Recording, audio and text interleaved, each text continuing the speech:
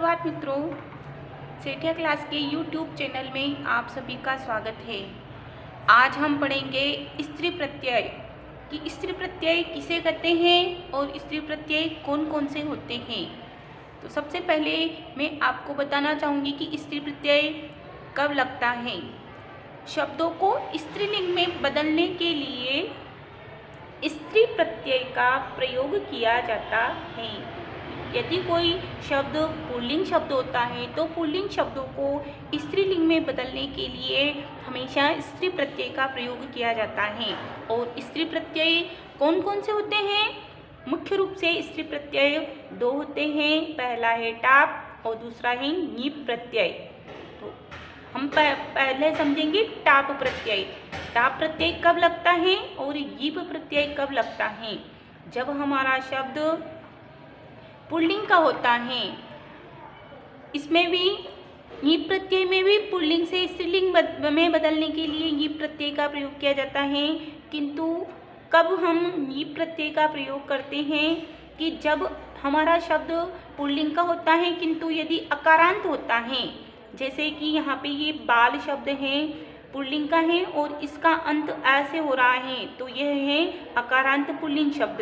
तब अकारांत पुल्लिंग शब्द होता है तब उसके साथ हम लगाएंगे टाप प्रत्यय और हम शब्द बनाएंगे। तो किस प्रकार से हमें पता चलेगा कि बाल का बाला बनेगा स्त्रीलिंग में? यह तो हमें याद है, इसलिए हम आसानी से बता सकते हैं। किंतु जिसका हमें पता नहीं होता है कि पुल्लिंग से स्त्रीलिंग का कैसे बनेगा, तो उसके लिए हमें क्या करना है, हम यहाँ से ट का और प का लोप कर देते हैं।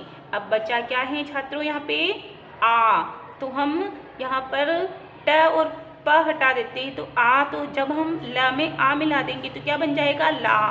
तो यहाँ पे हमने बाला, इस प्रकार से हमने इसका बनाया हुआ रूप बना है बाला। तो याद रखना है किस प्रकार से हम इसको मिला करके वापिस जो शब्द पुल्लिंग का है स्त्रीलिंग का, इसमें से ही देखकर हम बना सकते हैं। हमें ज़्यादा टेंशन में आने की ज़रूरत नहीं है। अध्यापक हैं जैसे, तो यहाँ पर है, यहाँ पे भी क है और अकारांत है, किंतु अब हमें बनाना है स्त्रीलिंग का शब्द। तो जब जिसका अंत यदि अक से होता है तब वहाँ पर हम क्या करेंगे, अक में इका लगा देंगे। जैसे यहाँ पे पक है और प से अ का अंत हो रहा है, तो यहाँ पे प और प में से अ की ध्वनि निकल रही है, तो अ प्लस क यानी अक है। तो जहाँ पर भी अक से अंत होता है वहाँ लगेगा तो टाप ही, किंतु वहाँ पर जब हम स्त्रीलिंग का बनाएंगे तब हम इका जोड़ देंगे। तो यहाँ पे हमने यहाँ पर ट का लोप कर दिया, प का लोप कर दिया और आ, तो यहाँ पे आ तो लगाया है, किंतु यहाँ पर हम प के साथ में ई की मात्रा लगाकर लिखेंगे। और भी मैं अन्य उदाहरण आपको बताऊंगी। अब अगला प्रत्यय है ञीप प्रत्यय, और ञीप प्रत्यय में हम पढ़ेंगे हमारा उदाहरण लघवी का। अब ये लघवी कैसे बना है? हमारा शब्द है पुल्लिंग का लघु। अब हमने लघु जो शब्द है इसमें हमने यण संधि के अकॉर्डिंग हमने ऊ का व बना दिया, तो ऊ का व। अब याद रखना यहाँ बच गया आधा घ। यदि हमने ऊ का व बना दिया तो यहाँ घ और व बच गया, तो व भी आधा है और घ भी आधा है। ठीक है। अब हमने इधर ञीप प्रत्यय में से भी जिस प्रकार से टाप में से हमने ट और प का लोप किया था, हटा दिया था, ठीक वैसे ही हम यहाँ से भी हम ञी और प को हटा देंगे। बचा क्या है? सिर्फ ई की मात्रा।